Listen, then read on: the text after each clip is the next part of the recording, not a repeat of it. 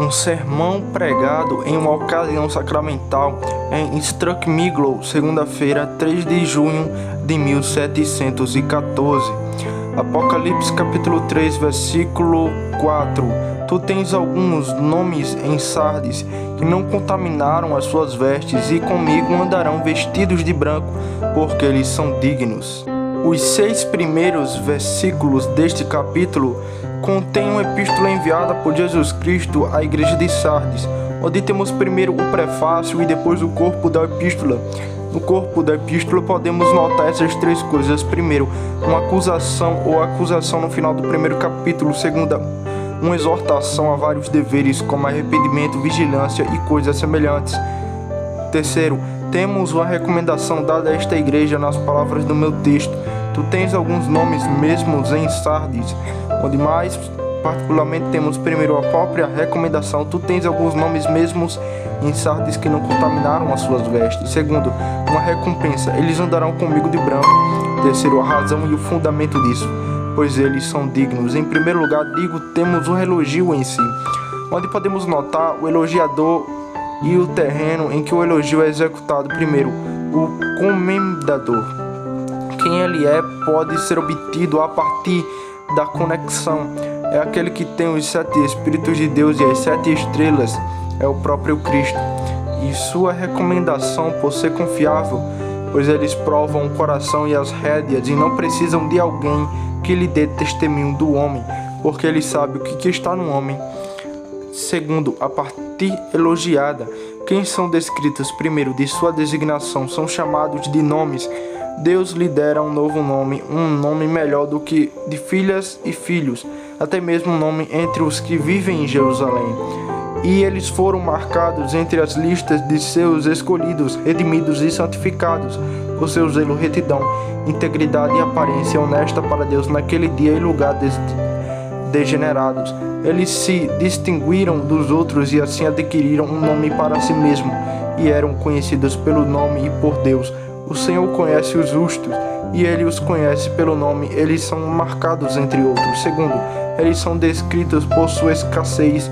São alguns nomes, eles eram comparativamente poucos quando colocados na balança com a multidão e o volume de professores carnais seguros nesta igreja. Havia apenas uma pequena parte deles que se mantinham livres das corrupções e decepções daquela igreja e a residência que não se curava, e o joelho de Baal. E terceiro, eles são descritos a partir do local de sua residência. Sardes, uma das 7 igrejas da pequena Ásia. A expressão aqui é observável, alguns nomes mesmo em Sardes. O caráter de Cristo desta igreja no final do primeiro versículo era que eles estavam geralmente mortos, embora tivessem um nome para viver. Mas como se ele estivesse dito, embora a generalidade desta igreja esteja morta, mas mesmo lá tem alguns cristãos vivos e termos. Mas então, terceiro, observe o terreno em que o elogio é executado. Eles mantiveram suas vestes limpas ou não contaminaram suas vestes. Talvez possa haver uma alusão nesta expressão aos judeus que não deveriam se aproximar de nada que fosse impuro pela lei de Moisés ou tocá-los com suas vestes para que não fossem contaminados. Ou pode aludir à prática dos países orientais que costumavam fingir suas longas vestes para evitar que fossem contaminadas ou manchadas. O significado é que esse pequeno remanescente em Sardes manteve sua integridade como Jó.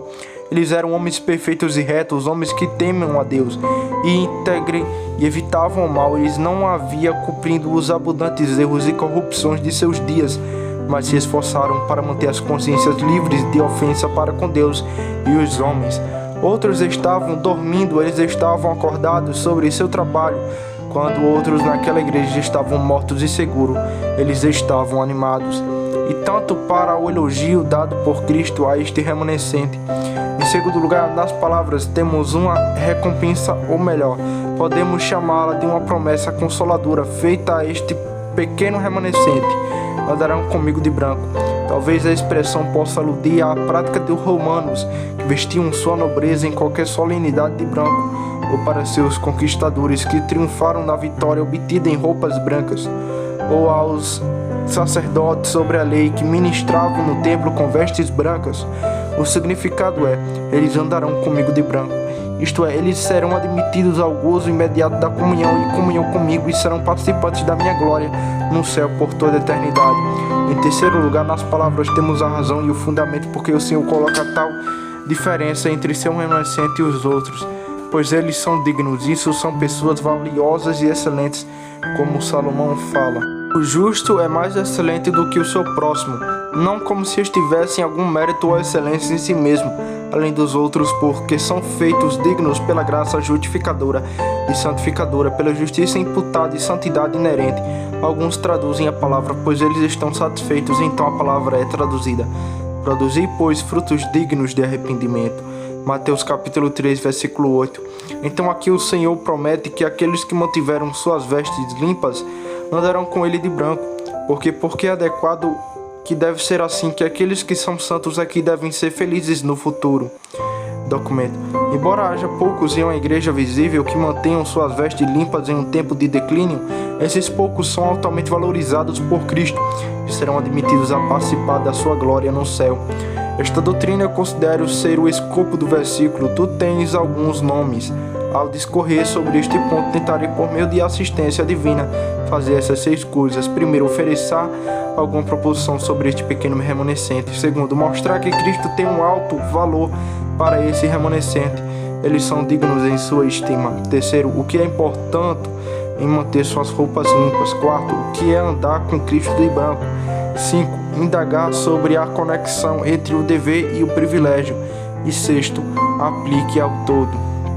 Primeiro, a primeira coisa é oferecer algumas proposições a respeito desse remanescente, que quem diz que mantém suas vestes limpas, e você pode tomar este pouco seguinte. Primeiro, que Deus Pai deu a Cristo um remanescente da posteridade de Adão no pacto da redenção, para ser resgatado e redimido por ele daquela aflição e ira na qual Adão, por sua apostasia, havia envolvido a si mesmo e a todos em sua posteridade.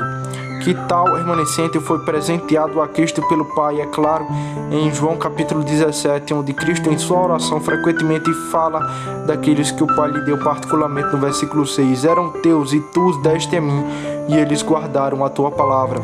Ele prometeu a ele para seu encorajamento naquele grande arrependimento que ele deveria ter uma semente para servi-lo e ver o trabalho de sua alma. Segundo, o Senhor Jesus, o eterno Filho de Deus, na plenitude dos tempos, assumiu a natureza de homem e em nossa natureza obedeceu à lei e morreu no lugar deste remanescente que o Pai lhe deu. E ele não obedeceu à lei e satisfez justiça para o mundo inteiro, ou para todos os homens, como falam os arminianos. Não, mas ele morreu por um número seleto. Por isso diz ele que ele dá a vida por suas ovelhas e não pelos bodes, e como sua morte e sua intercessão está confirmada, e este remanescente, como fica claro em João capítulo 17, versículo 9, eu rogo por eles, não rogo pelo mundo, mas por aqueles que me deste, porque eles são teus. Terceiro, este remanescente redimido está no próprio tempo de Deus, mais cedo ou mais tarde, sobre o ministério das ordenanças evangélicas, determinado pelo poder da eficácia da aliança divina, e fechar com Cristo sobre o chamado do Evangelho, e ir para o bendito dispositivo de salvação e redenção por meio dele. Ele os traduz em um dia de seu poder das trevas para sua maravilhosa luz e para o reino de seu amado Filho. Nenhum desses remanescentes eleito, mas no devido tempo será trazido para casa. Para quem predestinou, a esses também chamou. Quarto, o remanescente de Deus é um povo santo.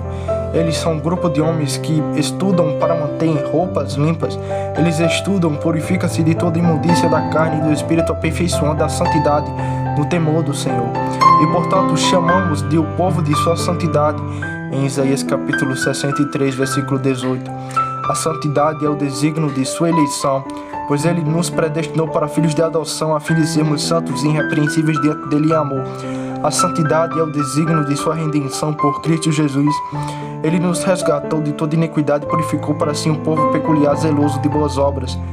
E Tito 2:14, a santidade é o desígnio de seu chamado eficaz, porque Deus não nos chamou para a impureza, mas para a santidade, e ele nos salvou e nos chamou com a santa vocação, de modo que eu digo, o remanescente de Deus, eles são um remanescente santo. Quinto, o número deste remanescente é pequeno.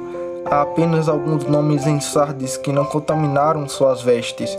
O rebanho de Cristo é apenas um pequeno rebanho. é de fato um grande rebanho e uma multidão inumerável, considerada abstratamente, mas considerada comparativamente ou quando colocada em equilíbrio com as multidões e multidões dos ímpios, é apenas um pequeno rebanho e um pequeno remanescente. São poucos os eleitos, porque muitos são chamados, mas poucos são escolhidos. São poucos os que são redimidos, são apenas os eleitos de Deus que são comprados por um preço. São poucos os que são efetivamente chamados, pois a quem é revelado o braço do Senhor. Pouco que resistem no tempo da tentação, mas 7.000 entre todos os outros milhares de Israel, que não dobraram os joelhos a Baal. Sexto ponto, embora sejam poucos, ainda assim, nos piores tempos, Deus sempre tem alguns desse remanescente, que se apegam a Ele e ao seu caminho, mesmo quando todos ao seu redor estão corrompendo os seus caminhos.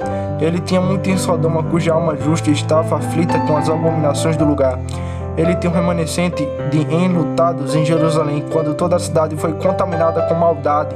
Ele tem suas duas testemunhas para dar testemunho de suas verdades, quando o mundo inteiro está perguntando após a besta, invadindo pelas trevas e idolatria anticristãs.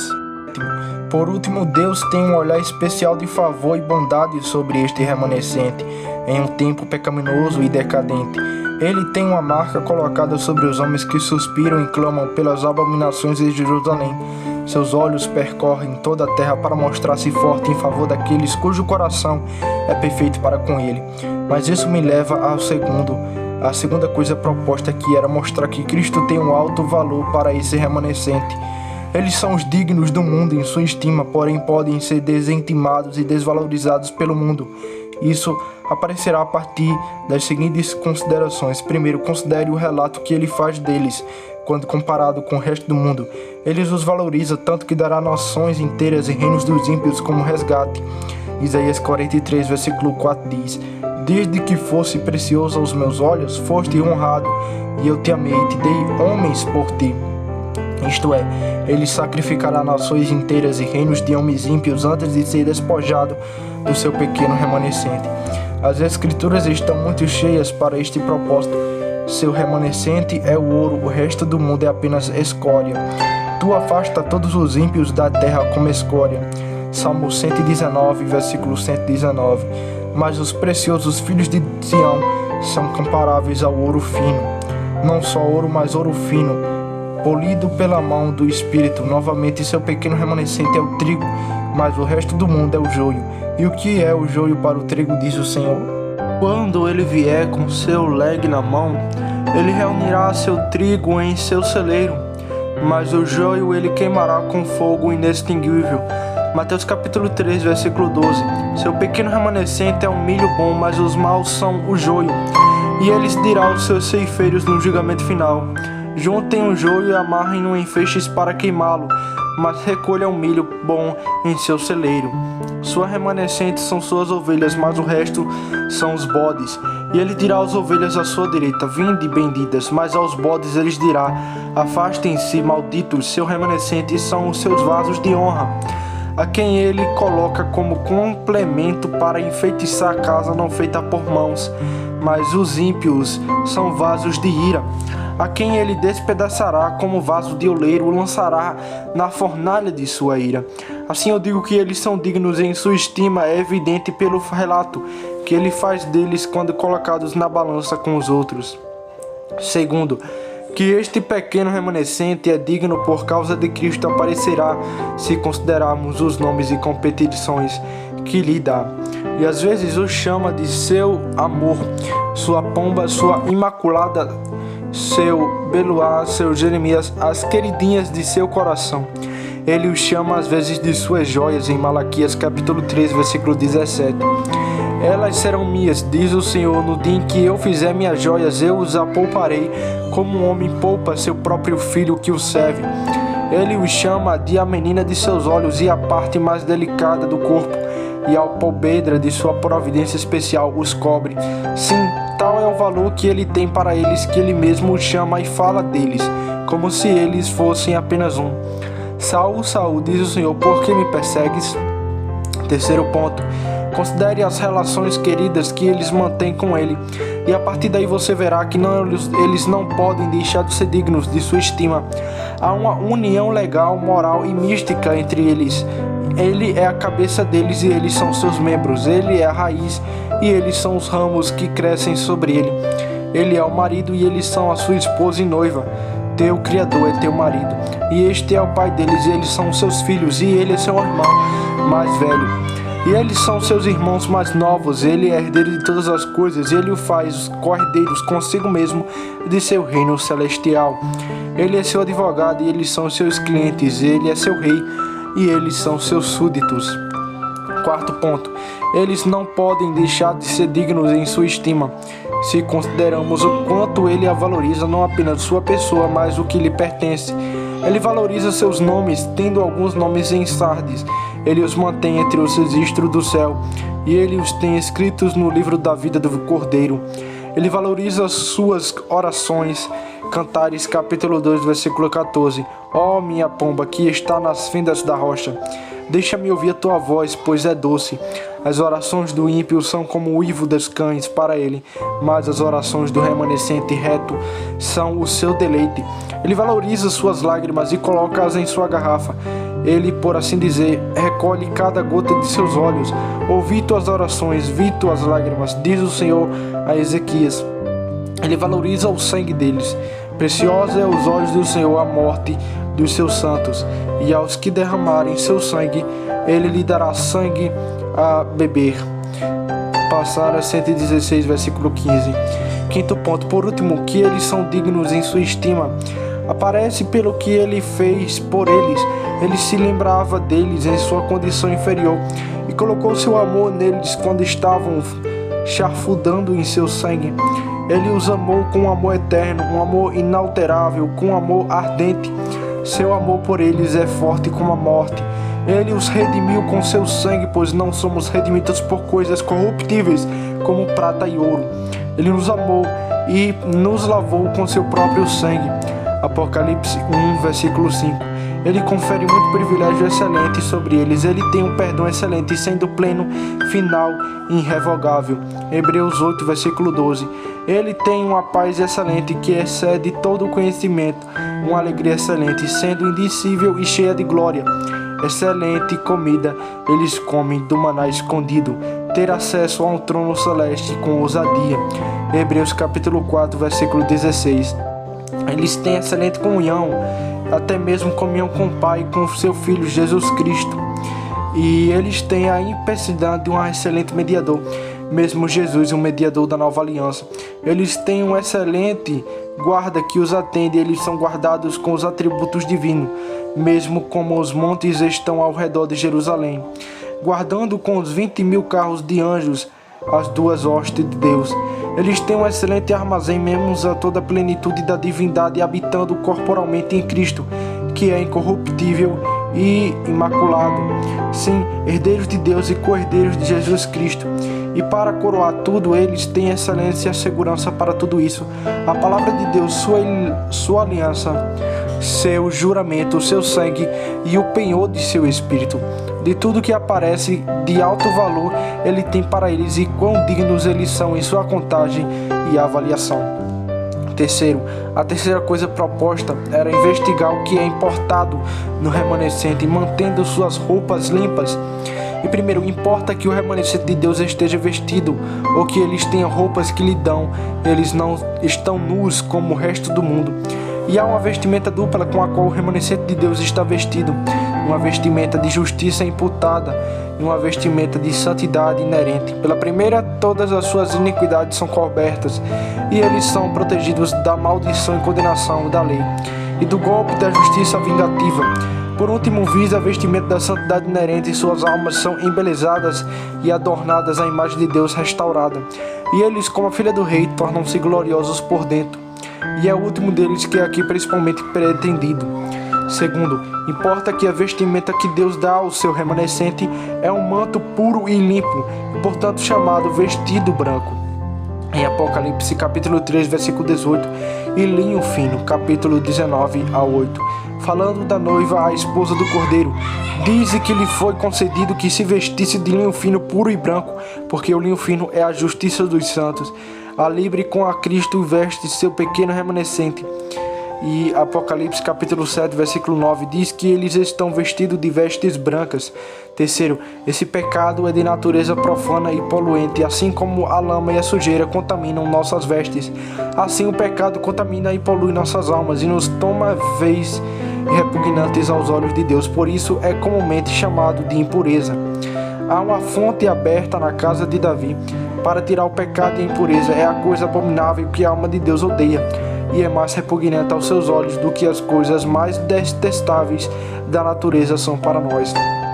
Quarto ponto, para que seja o destino do povo do Senhor viver e andar entre um povo cuja generalidade está se poluindo e contaminando, pois este é o elogio do remanescente aqui, que embora o corpo desta igreja estivesse corrompido, eles não acompanharam. Assim foi com Noé no velho mundo e com Ló em Sodoma. E o profeta Isaías no capítulo 6 ele clama: eu habito no meio de um povo de lábios poluídos.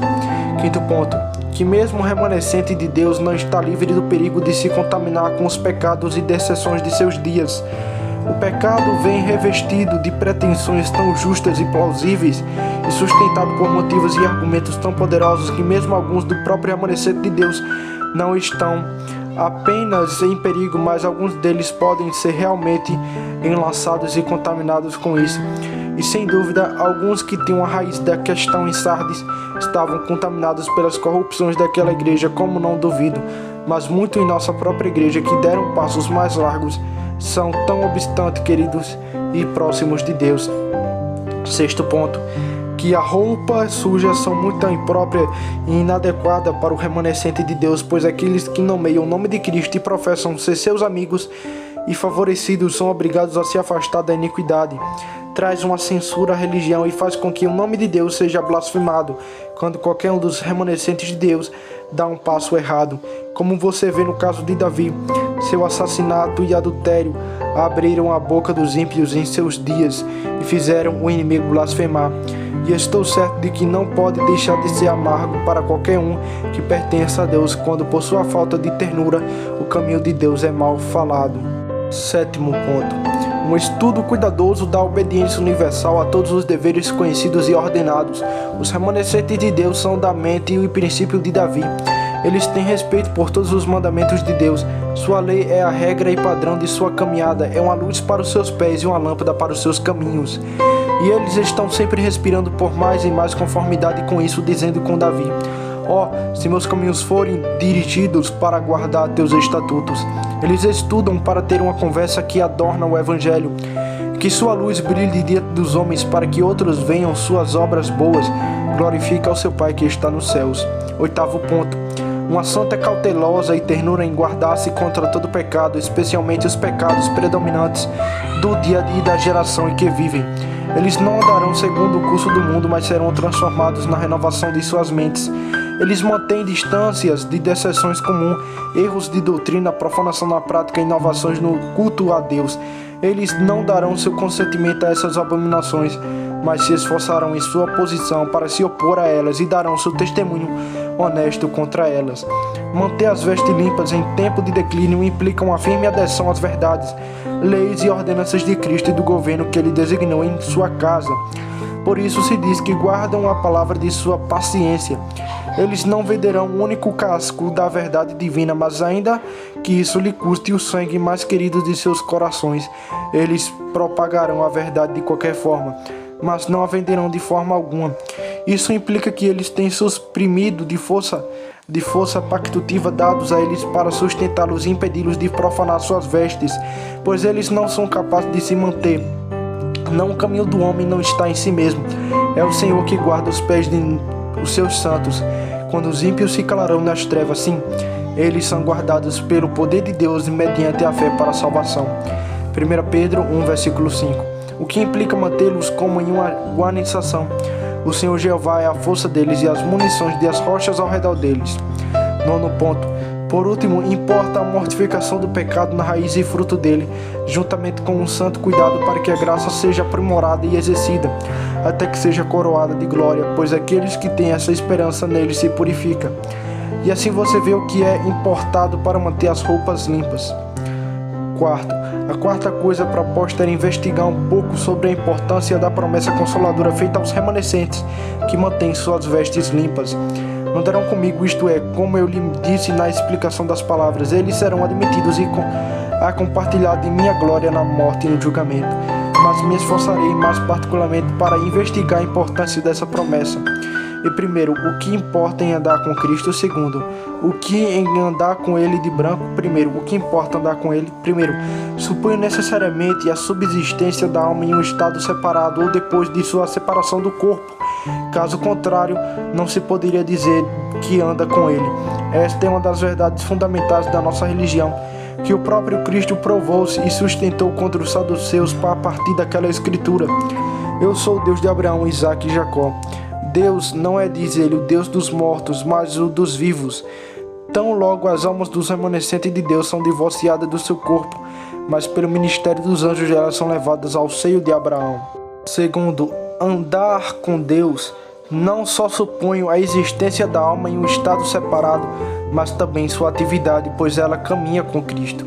Os espíritos dos homens justos, ao se separarem do corpo, são aperfeiçoados e tão perfeitos quando o servem dia e noite em seu santo templo, com infinitamente mais atividade e vivacidade do que quando foram escolhidos por prisão do corpo, que neste estado de pecado e imperfeição é um peso morto, por assim dizer, sobre a alma a serviço de Deus. Terceiro, seu andar com Cristo implica em perfeita paz e acordo entre Cristo e eles, pois como podem dois andar juntos a menos que estejam de acordo?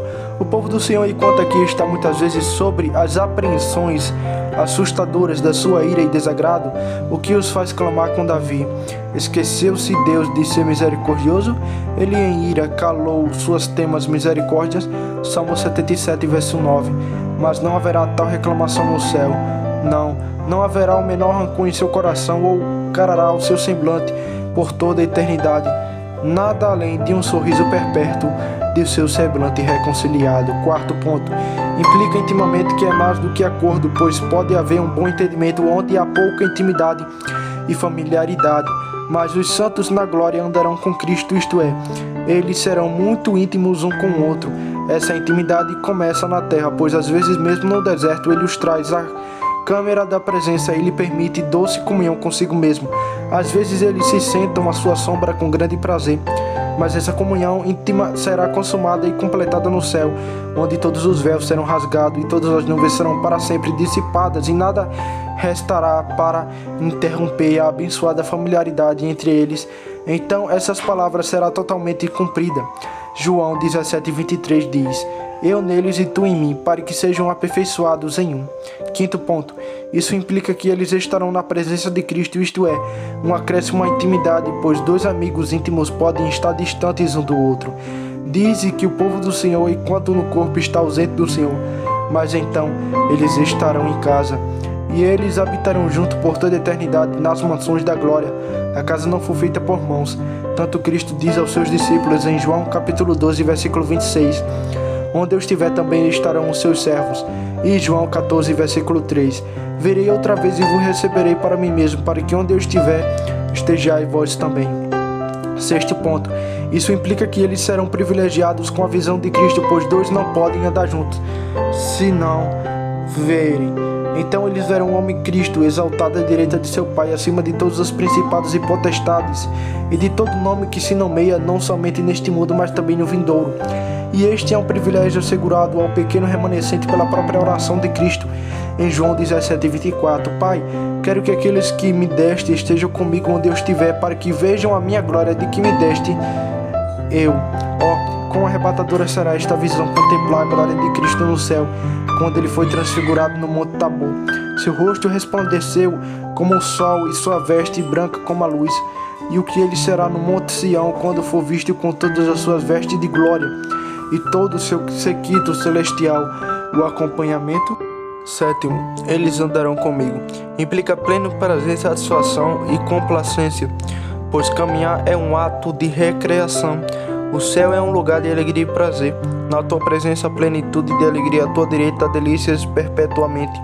Então o gozo do Senhor não somente entrará neles, mas eles entrarão no gozo do seu Senhor. Os resgatados do Senhor virão a Sião com cantos e alegrias eternas sobre suas cabeças. Em segundo lugar, o que importa em andar com ele de branco? Primeira resposta, que então todas as suas vestes pretas e miseráveis serão deixadas de lado. Um corpo de pecado e morte não os molestará. Eles não mais reclamarão dos erros de seus corações ou da iniquidade de seus calcanhares. Não, eles serão apresentados sem mancha ou ruga, ou qualquer coisa semelhante. Segundo, o braço é um emblema de pureza e inocência. Andarão comigo de branco, isto é, eles não apenas deixarão de lado sua própria medíocre, mas serão vestidos com roupas novas. A santidade perfeita será então o seu ornamento. Eles serão trazidos ao rei em novas e trajes de bordados, com roupas novas. A santidade perfeita será então o seu ornamento. Eles serão trazidos ao rei em trajes de bordados. Como a filha do rei, eles serão todo glorioso por dentro. Aqueles que deitaram entre as panelas serão como as asas de uma pomba, cobertas de prata e suas pernas de ouro amarelo. Sim, eles brilharão como o sol no reino de seu pai. Terceiro, o braço é uma insígnia da vitória, como dissemos na explicação das palavras. Apocalipse capítulo 7, versículo 9.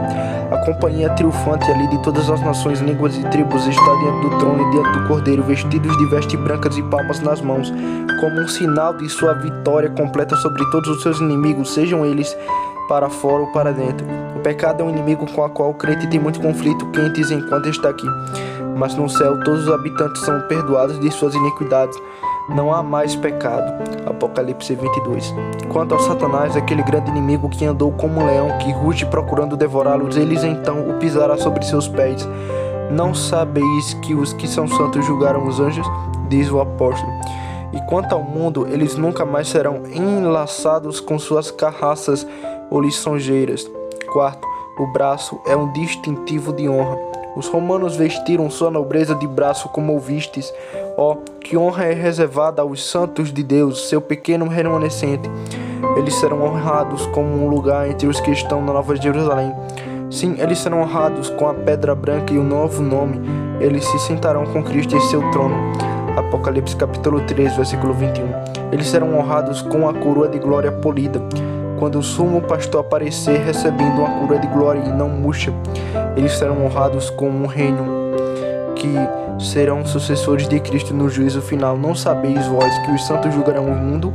Eles aplaudirão o juiz em todos os seus procedimentos e clamarão: verdadeiros e justos são os teus juízos, Senhor Deus Todo-Poderoso. Então essa passagem será plenamente realizada, que os santos se regozijem na glória, cantem em alta voz em suas camas, estejam em suas bocas os altos louvores de Deus e uma espada de 2 gumes em sua mão para executar vingança contra os gentios. Apocalipse 149, versículo 5 ao 9. E castigo sobre o povo para prender seus reis em cadeias e seus nobres com grilhões de ferro, para executar sobre eles o julgamento escrito. Esta honra tem todos os seus santos, louvai ao Senhor. Quinto, o braço era uma vestimenta designada para os sacerdotes sobre a lei, quando eles deveriam ministrar sobre coisas sagradas. Os santos de Deus são todos sacerdotes, aqueles que nos amou e para Deus nos fez reis e sacerdotes. Apocalipse 1, versículo 5 ao 6. E como sacerdote no templo celestial, seu trabalho contínuo será oferecido sacrifícios eternos de louvor a Deus e ao Cordeiro. Lá todos os pássaros em cada busto contarão e dirão: digno é o Cordeiro que foi morto e pelo seu sangue nos resgatou para Deus, salvação para o nosso Deus, que está assentado sobre o trono, e para o Cordeiro para todo sempre. Sexto ponto. Encontramos os anjos frequentemente aparecendo de branco em Atos 1:10, enquanto os discípulos estão olhando para o céu atrás de seu Senhor exaltado. Eis 2 homens, isto é, 2 anjos em forma de homens, parados junto a eles, vestidos de branco. Assim os santos andarão com Cristo de branco, eles serão como anjos do céu. Mateus capítulo 22, versículo 30. Na ressurreição, eles são como anjos de Deus no céu. A palavra original significa que eles serão igualmente aos anjos ou companheiros dos anjos. Como os anjos, eles não estarão sujeitos à fome, sede, cansaço ou outras enfermidades corporais semelhantes. Dizem que os anjos contemplam a face do Senhor no céu. Assim também vós, que sois o pequeno remanescente de Deus, agora vedes em trevas como por um espelho, mas então verdes a face. Os anjos servem a Deus com maior voluntariedade e liberdade, com maior atividade e agilidade, pois eles fazem de seus anjos espíritos, que seus ministros uma chama de fogo. Assim os santos na glória, eles farão a vontade de Deus como é feita pelos anjos do céu. Sétimo, Encontramos Cristo às vezes aparecendo de branco, particularmente em sua transfiguração. Sua face resplandecia como o sol, e suas vestes eram brancas como a luz. E assim pode importar isso, eles andarão comigo de branco, isto é, haverá uma bendita conformidade entre eles e em sua glória. Cristo é ali representado como montado em um cavalo branco, e os exércitos que estavam no céu surgiram em cavalos brancos, vestidos em linho fino, branco e puro. Cristo e toda a sua companhia redimidas serão vestidos com a mesma libre. 1 João capítulo 3, versículo 2 diz: quando eles aparecerem, seremos semelhantes a ele, porque o veremos como ele é. Suas almas se assemelharão a ele com justiça e verdadeira santidade. Sim, seus corpos vis serão semelhantes ao seu corpo glorioso. 8º ponto, por último, o braço tem um grande reflexo de luz com ele quando o sol brilha sobre ele. Oh, quão brilhante e deslumbrante será a glória dos santos naquele dia, quando o sol da justiça brilhar sobre eles com resplendor mediano. Cristo será então admirado em seus santos, pois eles brilharão como o sol e como o resplendor do firmamento. A formosura do Senhor, seu Deus, estará então sobre eles, e tal formosura que eternamente surpreenderá e confundirá os ímpios que os desprezaram na terra, e não os julgou dignos de sentar-se com os cães de seu rebanho. E isso para a 4ª coisa. A 5ª coisa era investigar a conexão entre o dever e o privilégio, entre manter as vestes limpas e andar com Cristo de branco. Primeiro, então, negativamente, você saberia que não há conexão de mérito, como se nossa manutenção de roupas limpas merecesse que andássemos com Cristo de branco. Não, que toda boca seja calada, pois todo mundo é culpado diante de Deus e, portanto, não pode merecer nada além de sua ira e vingança da mão de Deus. Pelas obras da lei, nenhuma carne viva será justificada ou salva. Pelos méritos de Cristo, seu fazer morrer, como a garantia de pequeno remanescente que eles são levados a andar com ele de branco. Mas embora não haja conexão de mérito ainda, segundo positivamente, há primeiro uma conexão de decreto ou propósito nesse assunto. Deus, por um decreto inalterável, ordenou que aqueles que são santos sejam felizes, que os que mantiverem as suas vestes limpas andarão com ele de branco. 2 Tessalonicenses capítulo 2, versículo 13 diz: Deus nos elegeu desde o princípio para a salvação pela santificação do Espírito e a fé na verdade. Há uma conexão de promessa bem como de propósito. Você os tem ligado nesta promessa no texto e em todos os lugares, quase através das escrituras da verdade. Você tem um conjunto dessas promessas no 2º e 3º livro do Apocalipse. Ao que vier, ou que o mesmo me mantenha suas vestes limpas, darei e o comer do maná escondido. E esse elo é tão forte que nunca pode ser quebrado, pois é uma dessas coisas imutáveis nas quais é impossível que Deus minta. Conexão de encontro ou concongência. É conveniente que aqueles que são santos sejam felizes, que aqueles que têm vestes brancas aqui sejam vestidos de branco no futuro. É adequada à natureza de Deus, pois ele não pode ver a iniquidade nem o mal pode habitar com ele. A natureza de Deus, pois ele, ninguém a não ser os santos, desfrutará de um Deus santo. É adequado para a obra do céu, pois nenhuma coisa impura pode entrar pelos portões da Nova Jerusalém. Para este propósito é a última cláusula de nosso texto: andarão comigo de branco, porque são dignos, ou se encontrarão com a palavra, pode ser traduzida em Colossenses 1,12, dando graças ao Pai que nos fez idôneos para ser participantes da herança dos santos na luz.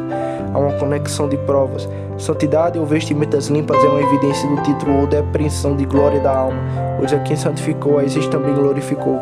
Quem é o homem que subirá ao monte de Deus e quem estará no seu santo lugar? A resposta é aquele que é limpo de mãos e puro de coração. Salmo 24, versículo 3 ao 4. Quinto, há uma conexão de legado. Cristo, por sua última vontade, assegurou o reino ao seu pequeno remanescente que mantém suas vestes limpas. Lucas 22, versículo 28 ao 29. Vós sois os que continuaste comigo nas minhas tentações. Meu Pai me designou. A sexta coisa é a aplicação. E o primeiro uso será de informação nessas particularidades. Primeiro, veja, portanto, a santidade deve ser estudada e buscada, por mais que possa ser ridicularizada e escarnecida por um mundo profano, pois são aqueles que não contaminam suas vestes que andarão com Cristo de branco. O mundo cego está pronto para imaginar que o caminho para o céu não é tão estreito como os ministros o acham, que não precisam haver tanto barulho e tudo não passa de um pedaço de sutileza desnecessária, precisão e coisas do gênero. Mas lembre-se, senhores, que a santidade estrita vencerá ao longo prazo. E você que são a favor de uma religião frouxa e de um caminho largo para o céu, por fim, desembarcarem do inferno, a menos que a misericórdia e o arrependimento impeçam. Ande prudentemente, portanto, não como tolos, mas como sábios. Segundo, veja a partir dessa doutrina que eles trabalham sobre um erro condensável, que pensam ou dizem que é uma coisa vã ou inútil servir ao Senhor e seguir seu caminho, pois aqueles que andam com Cristo aqui participarão de sua glória no futuro. A piedade, diz o apóstolo, é a grande ganho, tendo a promessa da vida que agora é a de que há de vir. A religião traz uma recompensa em seu seio, além da recompensa que é preparada para os santos na vida futura. Na observância dos teus mandamentos, de Davi, há uma grande recompensa. Ó, que grande é a bondade que reservaste para os que temem. E as coisas que os olhos não viram, nem ouvido ouviram, e não subiram ao coração do homem, são os que Deus preparou para os que o amam. 1 Coríntios capítulo 2, versículo 9. Terceiro, podemos ver que a pureza e a santidade do Evangelho não é uma coisa tão comum como o mundo aprende, pois há apenas alguns nomes, poucas pessoas que são ajudadas a manter suas roupas limpas. Meus amigos, acautelai-vos de tomar por santidade tudo que tem sobra e aparência. Alguns estão prontos para pensar que suas roupas estão limpas o suficiente se ficarem livres de escândalos grosseiros como mentir, xingar, roubar, impurezas e coisas semelhantes. Mas o orgulhoso fariseu chegou até aqui que disse: Deus, eu te agradeço, não sou como os outros homens, não sou extorsionário, adúltero ou pessoa prejudicial. Alguns pensam que suas vestes são limpas se fossem morais em seu andar, apenas em suas relações entre homem e homem. Eu gostaria de fato que houvesse mais moralidade entre esses que professam o nome de Cristo. Mas, ó senhores, a mera moralidade, no mais alto grau agora atingível, fica infinitamente aquém da natureza da verdadeira santidade. É outra coisa que bem diferente. E colocar a moralidade no lugar da santidade do Evangelho é, na verdade, renunciar a Cristo e à aliança da graça, a voltar à aliança de Adão para a vida e a salvação. Alguns acham que suas roupas estão limpas o suficiente por causa de alguma reforma pessoal que fizeram em seu andar exterior. Deixaram de mentir, jurar, beber impurezas e coisas semelhantes, mas isso não equivalerá à verdadeira santidade. Herodes reformou sua vida e fez muitas coisas através do ministério de João Batista e ainda o decapitou por fim. Alguns contam com sua diligência nos deveres externos da religião. Eles leem, ouvem, oram e se comunicam e executam a rodada de apresentações externas e então concluem que são pessoas santas. Mas quem mais diligente nas coisas externas da religião do que os fariseus que jejuavam 2 vezes por semana e davam dízimo de tudo que possuíam? E ainda assim Cristo nos diz que se a nossa justiça não exceder a justiça dos escribas e fariseus, não podemos entrar no reino dos céus. Então eu digo, a santidade do Evangelho não é algo comum. Quarto, veja portanto que a divisão da humanidade e particularmente disso que vivem na igreja visível entre Cristo e o diabo é muita mudez quanto ao número para a maior parte e até mesmo para a igreja visível. Vá para a parte do diabo, pois há alguns nomes em Sardes que não contaminam suas roupas. O rebanho de Cristo é um pequeno rebanho. Vou levá-los a uma cidade ou 2 de uma família e trazê-lo para Sião. É verdade, eles serão uma ótima empresa e darão uma boa aparência, mas quando serão reunidos pelos anjos dos 4 ventos do céu, mas ainda assim são como as reclamações depois da vintagem em comparação com as vastas multidões da humanidade que correm do amplo caminho para a destruição. Quinto, veja portanto o que é adoçar o semblante pálido do rei dos terrores aos crentes. É isso, eles veem que na parte das trás da morte eles serão admitidos para andar com Cristo de branco. Isso fez com que o apóstolo seja tão veemente por sua dissolução, dizendo: eu tenho um desejo de partir e estar com Cristo.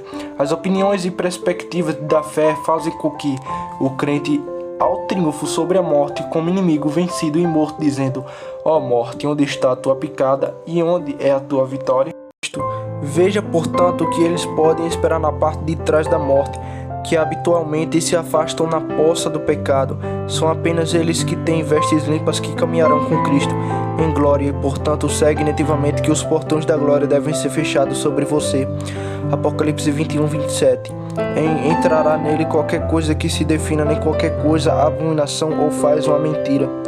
E o medo e a incrédulo e o abominável assassino e os guardas e os feitiços e idolatria e todos os mentirosos terão seu papel no lago que queima com fogo e enxofre. Ó Senhor, vós que viva e morre nessa condição, com a culpa e a sujeira do pecado deitada em suas consciências, vós encontrará uma picada na morte que vai ficar em suas almas através da eternidade, pois é apenas o pequeno remanescente de Deus cujas peças de vestuário são a eternidade. ao são lavadas da branca do sangue do Cordeiro. Isso triunfará com ele em glória, enquanto aquele escorria do pecado agora será encontrada na luta nas chamas. 7. Veja, portanto, que a honestidade é a melhor política em um tempo descrente, pois é apenas o remanescente sincero que vai andar com Cristo acima. Mantenha os caminhos de Deus, senhores, o que vier, e cuidado com turnos pecaminosos para evitar a cruz. Eles ainda andam com antecedência, darão certamente, considerando que eles que pensam em evitar o perigo, mudando o dever, eles realmente se deparam em maior perigo inconvenientemente do que aqueles que eles imaginaram para evitar. Pode ser de lamentação que há tantas roupas de alma entre nós nesse dia. Ai, senhores, não podemos dizer que alguns nomes na Escócia que não se desenvolveram suas vestes com corrupções e poluições do tempo. Todas as qualificações corromperam seus caminhos, magistrados, ministros e pessoas. Não pode e personagem que Deus deu a Israel no Velho seja muito justamente aplicado a nós, que somos uma nação pecaminosa, um povo carregado de iniquidade, uma semente de malfeitores, filhos que são corruptores, que provocaram o Santo de Israel a raiva e desapareceram para trás. Não posso agora ficar com o espião em que nos contornamos nossas roupas, a da qual ainda não é purgado. Não é toda a terra constante da violação de compromissos que nacionais solenes, enquanto esses convênios solenes foram escandalosamente queimados na capital da nação, que pelo semblante e pelo comando da autoridade. E não há muitos neste dia entre nós que professam ser da comunhão da Igreja da Escócia, que renunciam a desempenhar a obrigação desses laços solenes. Não são muitos contaminados suas vestes com heresias arminianas e socinianas, outros com a adoração supersticiosa que para a reprovação de nossa terra com o palavrão habitual pelo nome de Deus, outros por malabarismo com Deus em questão de juramento solene, abjurando um pretendente como designo para se colocar em uma melhor capacidade de fazer o serviço e promover seu interesse. Outros, têm mesmo nesta província ultimamente, contornaram suas vestes, colocando as mãos para os difamadores escandalosos, por meio de endereço para o soberano, e quem representa ministro como rebeldes, para nomear jejum e pregando contra os pecados do tempo, por dar aviso às pessoas do toque da raiva de Deus vivíveis entre nós. Infelizmente não podemos todos lamentar que nos contornamos nossas roupas pela violação dos votos sacramentais e doentes. Não devo ficar nessas coisas. Uso 3. É de julgamento e exame. Tende sede se você está entre os pequenos remanescentes de Deus que estão mantendo suas roupas limpas quando toda a volta sobre você está contaminada. Para o seu julgamento, oferecendo-lhe as poucas marcas seguintes do remanescente de Deus. Primeiro, o remanescente de Deus é um povo a quem Cristo é excedente. Seu próprio nome é para que eles, como pomada derramado, eles gostam de ouvir sobre ele, eles gostam de falar dele, e de suas meditações dele são doces. O desejo de sua alma é ele e a lembrança de seu nome. E eles estão prontos para dizer com Davi: a quem eu tenho no céu mais você? Ou como Paulo: como todas as coisas, mas perda para a excelência do conhecimento de Cristo Jesus, meu Senhor. Segundo, o remanescente de Deus é um povo que não se consideram em casa enquanto estão aqui. Este não é o seu país apropriado, mas eles procuram um país melhor, e isso é um celestial. Hebreus 11:16. Eles procuram uma cidade que tenha fundações, cujo construtor e fabricante é Deus. Veja este para ser o personagem do remanescente de Deus. E o verso 13, o apóstolo nos diz a esses dignos que eles confessaram que eram estranhos e peregrinos na terra. Esta confissão Davi faz no Salmo 119, versículo 19. Eu sou um estranho na terra, esconda os teus mandamentos de mim. Então, senhores, as suas casas estivessem aqui, não são nenhuma das remanescentes de Deus, se seus pensamentos e afetos sejam confinados dentro do limite estreito do tempo. O remanescente de Deus é um povo que estão surgindo do deserto. Eles estão sempre crescente e montado para o céu. Em sua afeição e desejos, eles não olham para as coisas que são vistas, mas as coisas que não são vistas. Quarto, o remanescente de Deus é um povo de oração. Salmo 24, versículo 6 diz: esta é a geração que busca tua face, ó Jacó, ó Deus de Jacó, enquanto é dado com o caráter dos ímpios. Salmo 14, 4. que eles não invocam a Deus, ou vivem na total negligência deste dever, ou se fazem tudo da maneira hipócrita, formal e exagerada. Mas o remanescente de Deus, eles buscam a face de Deus, eles os buscam com fervor, com verdade nas partes internas, eles o buscam com fé, eles o buscam constante e perseverandamente, o que o hipócrita não fará. Jó 27:10. Ele se deleitará no Todo-Poderoso, ele sempre invocará a Deus. Quinto, o remanescente de Deus é um povo de luto. Eles lamentam seus próprios pecados em primeiro lugar. O remanescente de Jacó que escapar, eles estarão sobre os montes como pombas dos vales, cada um chorando por sua iniquidade. Eles lamentam os erros de seus corações e a iniquidade de suas vidas e estão prontos para clamar. Inúmeros males me cercaram, minha iniquidade me apoderaram. E então eles choram não apenas por seus próprios pecados pessoais, mas também pelos pecados públicos, os pecados de outros, pelas quais a terra é contaminada. Rios de água correm pelos meus olhos porque não guardam a tua lei. Vi os transgressores e fiquei triste. Que este é o caráter do remanescente de Deus, você pode ver em Ezequiel 9, versículo 4. Passai pela cidade e marcai com um sinal nas testas dos homens que suspiram, e clamai por todas as abominações feitas no mesmo dia. E então eles choram pelas calamidades e desolações de Sião, quando vem a ursa do bosque, consumindo as feras da floresta, devorando. Salmo 137, verso 1. Junto aos rios da Babilônia nos sentamos e choramos quando nos lembramos de Sião. E então eles lamentam quando vêm as ordenanças corrompidas ou o candelabro de Deus em qualquer medida removido. O povo do Senhor, privado de sua habitual liberdade em atender nesta galeria. Ajuntai os tristes da Assembleia Solene, para quem o opróbrio dele era um fardo. Zacarias 13:18. Sexto ponto, o remanescente de Deus é um povo que prefere se aventurar no sofrimento do que no pecado. Eles preferem correr o risco de desagradar a rainha, poletando e prantamentando, do que se aventurar em desagradar a Deus. Eles podem se aventurar na sermalharia dos tormentos externos, do que na semelharia de uma consciência acusadora. Veja que este é o caráter do remanescente de Deus nos 3 filhos. Hebreus 11:27 diz: abandonou o Egito não temendo a ira do rei. Pode-se insistir em muitas outras marcas do remanescente de Deus. Eles são um povo que não pode viver sem Cristo, sem comunhão e comunhão com Ele. Cantares 1:3. Ah, se eu soubesse onde poderia encontrá-lo para chegar ao seu lugar. Eles são um povo que não descansará em suas realizações, mas avançará em direção ao máximo da graça de santidade. Eles buscam mais proximamente com Deus. Eles amam a santidade por si mesmo, Cristo para si mesmo, sim. Eles amam o céu por Cristo e santidade. Em uma palavra, eles amam a santidade, seja o evento que for. Uso 4 é de exortação. É assim que o remanescente de Deus, que tem o privilégio de andar com Cristo de branco, são os que mantêm suas vestes limpas, Então deixe-me exortar todos os que me ouvem, particularmente você que se professa entre o número do remanescente de Deus, aproximando-se dele na santa ordenança da sua ceia. Deixe-me, eu digo, exortar a manter suas vestes limpas, ser exortado ao estudo da verdadeira santidade do Evangelho, tanto no coração como na vida. E a título de motivo, gostaria de que você considerasse essas coisas a seguir. Motivo 1. Considere que você está em risco contínuo de manchar suas roupas. Você está em perigo de todos os quadrados. Como primeiro, você está em perigo do mundo. Há muitas coisas no mundo que são da natureza muito profana e poluente. Existem muitas opiniões poluídas espalhadas no mundo que se distanciam muito da natureza, que a natureza está muito pronta para pegar e abraçar. Como que Deus é totalmente feito de misericórdia e nunca condenará nenhuma de suas criaturas, que Cristo morreu por todos. Essas e muitas outras opiniões são da natureza poluente e corremos o risco de nos contaminar com eles.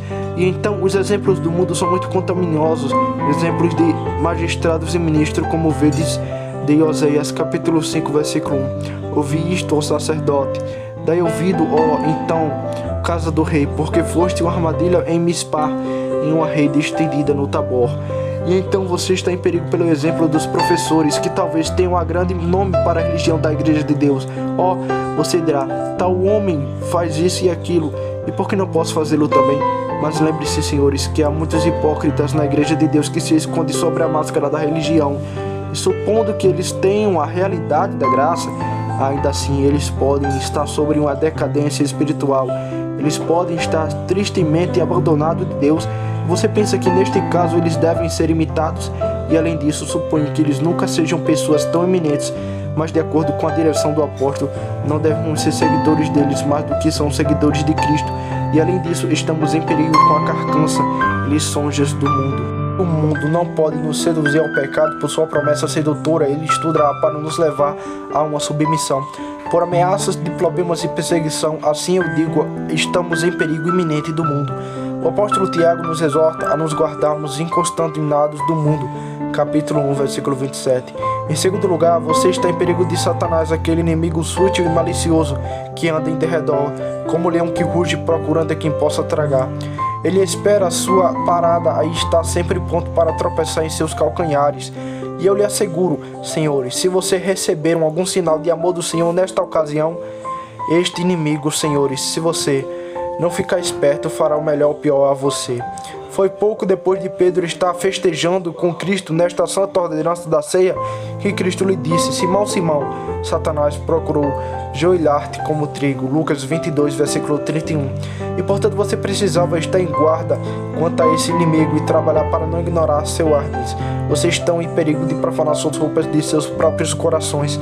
Meus amigos, não estaria essa cidade exposta a grande perigo que não é apenas sitiada por um exército de fora, mas tem um partido forte e poderoso dentro que mantém uma correspondência com o inimigo de fora e está pronto para cumprir todas as suas demandas?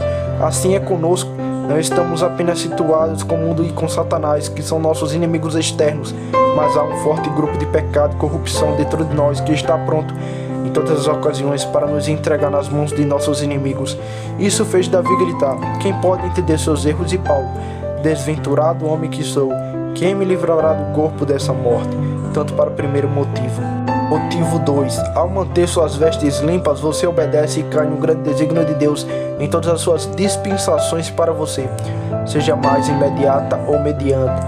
O grande objetivo de Deus em tudo é levar seu povo ao estudo da pureza e santidade do Evangelho. Este é o desígnio de eleger alguns da prosperidade de Adão desde toda a eternidade. Efésios 1, verso 4. Ele nos escolheu nele antes da fundação do mundo para que fôssemos santos e irrepreensíveis diante dele em amor. É uma maneira muito tola de argumentar que algumas pessoas podem: se eu fosse eleito, serei salvo, deixe-me viver como eu isto, pois levam a esse fim. Agora, a santidade é a estrada do rei na qual ele ordenou e decretou para trazer os eleitos à glória. 2 Tessalonicenses 2, versículo 13. Deus nos escolheu desde o princípio para a salvação, pela santificação do Espírito e fé na verdade. Este é o desígnio da redenção. Cristo não morreu, senhores, para nos comprar uma latitude para pecar. Não. Ele se entregou por nós para nos remir de toda a iniquidade e purificar para si um povo seu zeloso de boas obras. Tito 2:14. Este é o desígnio de nossa criação, para que glorifique e se faz a Deus. Este povo eu formei para mim mesmo, para que manifeste os meus louvores. E este não é apenas o desígnio da nossa primeira, mas de nossa segunda criação. Cristo para boas obras. Este é o desígnio de nosso chamado eficaz. Porque Deus não nos chamou para a impureza, mas para a santidade. Não, Ele não nos salvou e nos chamou com a santa vocação.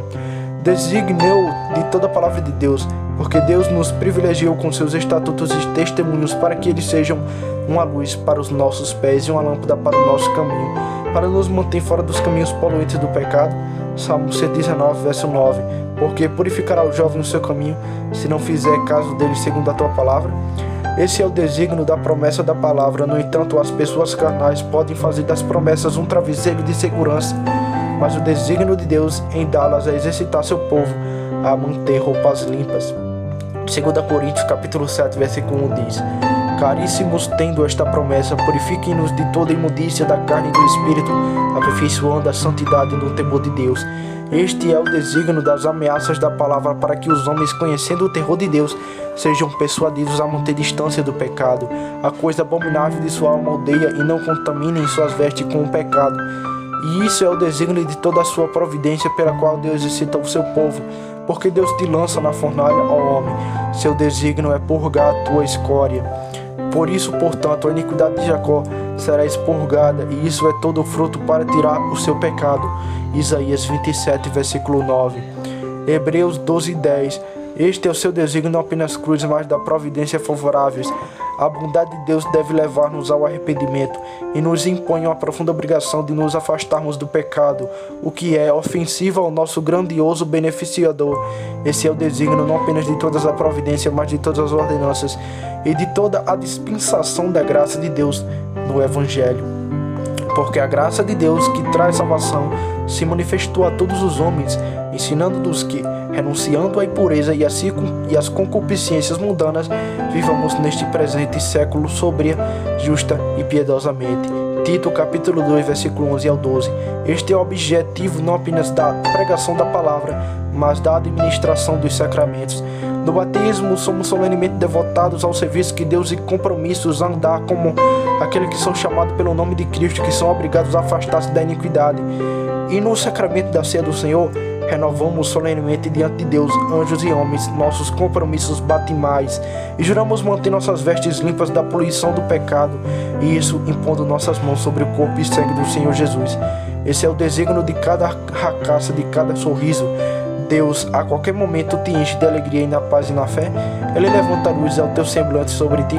A linguagem disso é: ó, não contamines tuas vestes. Deus falará paz ao seu povo e aos seus santos, mas não voltem à loucura. Porque Deus em qualquer momento esconde seus rostos e te deixa no escuro, mas para te devolver com mais ternura no futuro, mantendo distância dessas poluições pelas quais ele foi provocado a te abandonar. Assim eu digo, se você não mantiver suas roupas limpas, você contraria o grande desígnio de Deus em todas as suas dispensações para você. Quão perigoso é ser encontrado lutando contra Deus? Motivo 3. Considere os efeitos sombrios que se seguirão ao profanar suas roupas. Primeiro, você arruinará sua reputação e tornará seus nomes desagradáveis no mundo. E esta não é uma pedra pequena, pois um bom nome, diz Salomão, é como um guento precioso e torna um nome capaz de servir a Deus em seus dias de geração. Provérbios 6:33 diz do adúltero: a ferida e desonra ele receberá, e seu opróbrio não será apagado. Quando professores de religião ou ministros contaminam suas vestes pelo pecado, especialmente pecados de natureza pública, eles ferem sua reputação, trazem sobre si uma reprovação que não é facilmente apagada. E não apenas isso, mas faça com que a palavra do Senhor em sua boca seja desprezada. Você pode ler uma escritura para isso, Malaquias 2, versículo 8 ao 9. É falado do sacerdote daquele dia: vocês se desviaram, vocês fizeram muito tropeçar na lei, vocês corromperam o pacto de Levi, diz o Senhor dos Exércitos. Por isso também vós tornei desprezíveis e vil perante todo o povo, visto que não guardasse os meus caminhos, mas tendes sido parcial na lei. Você vai manchar e poluir suas almas, que você deve manter puro como um templo santo para Deus? Quão perigoso é isso? Você pode ver em 1 Coríntios capítulo 3, versículo 16 ao 17. Não sabeis vós que sois o templo de Deus e que o Espírito de Deus habita em vós? Se alguém profanar o templo de Deus, o Deus o destruirá. Meus amigos, você tem consagrado solenemente suas almas e corpos a Deus como seu templo. Se algum de vocês depois disso retornar com o cachorro ao vômito e com a porca que parecia ter sido lavada para chafurnar novamente na poça do pecado, você corre um risco muito terrível. Destruição total do Senhor e da glória de sua presença está habitando todos esses que são hipócritas de coração. E a terrível destruição temporal do Senhor pode atingir até mesmo seus próprios filhos, que contaminam suas vestes. Por isso muitos estão fracos e doentes e muitos dormem. Você quebrará sua paz e prejudicará seu conforto. Se mantiveres limpas vossas vestes, podeis provocar o Senhor para que vos encha de terrores e lance uma centelha do fogo do inferno em vossos seios, que vos faça rugir e chorar até que os ossos quebrados, com Davi ou com Jó. As flechas do Todo-Poderoso estão dentro de mim, cujo veneno bebe meu espírito. Em quarto lugar, lançareis uma mancha na religião e nos bons caminhos do Senhor. Se vocês que professam possuir Cristo em sua mesa forem encontrados contaminados com suas vestes, mentindo, jurando, bebendo ou algo semelhante, o que dirá o mundo sem graça? Eles concluirão que os professores são apenas uma companhia de hipócrita, que a religião nada mais é do que um truque e uma impostura. Vocês serão uma mancha para a sociedade cristã. São manchas, diz o apóstolo, na vossa festa de caridade. E ele fará de alguns porque, por sua falta de ternura, fizeram com que o caminho do Senhor fosse mal falado. Desonraria a Cristo, aquele glorioso mestre que professaste possuir, Por isso o Senhor reclama dos filhos de Israel, que eles por sua maldade fizeram com que seu nome fosse poluído entre os pagãos. O pecado de Davi fez com que o nome de Deus fosse blasfemado e vituperado. Poluindo suas vestes, você ofenderá a geração dos justos. E foi melhor para você que uma pedra de moinho fosse pendurada em seus percursos e você lançasse no meio do mar, do que ofender um dos pequeninos de Cristo. É uma coisa perigosa entristecerem os corações daqueles que são queridos por Deus, pois Deus não entristecerá seus corações. Ele se retirará se qualquer outro o fizer por sua falta de ternura. 7. Você endurecerá os outros em seus pecados. Quando os ímpios veem professores ou ministros indo junto com eles, eles concluem que o caminho deles é o melhor intermeio e perecível ao caminho da religião. Assim vedes os efeitos lúgubres que se seguirão à vossa profanação das vossas vestes. 4. motivo. Considere as grandes vantagens que resultarão para você mantendo suas roupas limpas. Primeiro, isso lhe trará grande paz na vida, pois todos os que andaram de acordo com esta regra, a paz estará sobre eles. Paz em meio a todos os problemas, esta é a nossa alegria, o testemunho de uma boa consciência. Paz na morte, marque o homem perfeito, e eis o justo, porque o fim desse homem é a paz. Salmos 137:37. Nos é dito que o justo na morte entrará em paz, ele descansa em suas camas, cada um andando em retidão. Paz no juízo final, é apenas o remanescente limpo, e quem o Senhor dirão: levantai a cabeça, porque o dia da redenção já é chegado. Mantendo roupas limpas, você estará em contínua aptidão para manter comunhão com Deus em qualquer ordenança e de sua designação. Pois é o homem que tem mãos limpas e coração puro, que estará no monte santo de Deus e terá um lugar em seu tabernáculo. E não apenas isso, mas encherá de santa ousadia e confiança em suas abordagens a Deus nas ordenanças de sua designação. Se houver iniquidade na tua mão, ponha longe. Jó capítulo 11, versículo 14 ao 15. As influências das ordenanças permanecerão sobre você por mais tempo que você mantenha suas roupas limpas. Qual é a razão pela qual a impressão de qualquer coisa de Deus que encontramos nas ordenanças desaparece tão cedo como a nuvem da manhã? A razão é a ternura de nossa caminhada. Nos deitamos entre os postes do pecado, e isso faz com que Deus se afaste de nós. Lemos sobre algumas montanhas que são tão altas que se os homens desenhassem figuras na área em cima delas, eles permaneceriam por muitos anos. A razão é que eles são altos, que estão acima dos ventos e das chuvas. Ó Senhor, se estivéssemos vivendo e andando no alto com Deus, a impressão das ordenanças permanecerá mais tempo conosco do que alto. Em quarto lugar, mantendo suas roupas limpas, você talvez salve as almas dos outros e recomende a religião a eles. Daí é a de Cristo, Mateus capítulo 5, versículo 16. Assim brilhe a vossa luz diante dos homens, para que vejam as vossas obras e glorifiquem ao vosso Pai que está nos céus. Quinto, mantendo suas vestes limpas, você encontrará mais força para se manter, pois o caminho do Senhor é a força para os retos. Se você seguir o caminho de Deus, Ele o guardará na hora da tentação. Apocalipse capítulo 3, versículo 10. Deus te guardará pelo seu poder por meio da fé para a criação. Sexto, depois de um pouco de tempo, sereis vestidos de branco e dareis com Cristo na Nova Jerusalém, de acordo com sua promessa no texto. Agora concluo tudo com orientações e conselhos para que você mantenha suas roupas limpas. Primeiro, seja persuadido de sua total incapacidade de manter suas roupas limpas por seu próprio poder, ou pela força da graça criada, pois o caminho do homem não está nele mesmo, não está no homem que anda a dirigir seus próprios passos. Segundo, cuidar para estardes unidos a Deus, a fonte da santidade, pois vós apenas lavais o etíope, enquanto tentais tornar-vos limpos e santos, enquanto cresceis na raiz do velho Adão. Podeis de fato lavar o exterior do corpo e do pranto, mas permanecereis imundos ainda aos olhos de Deus, até que sejais criados em Cristo, a verdadeira raiz da santificação. Pode alguém colher uvas de espinhos ou figos de abrolhos? A árvore deve ser boa antes que o fruto seja bom. Terceiro, estando unidos a Cristo, deveis fazer uso diário dele pela fé.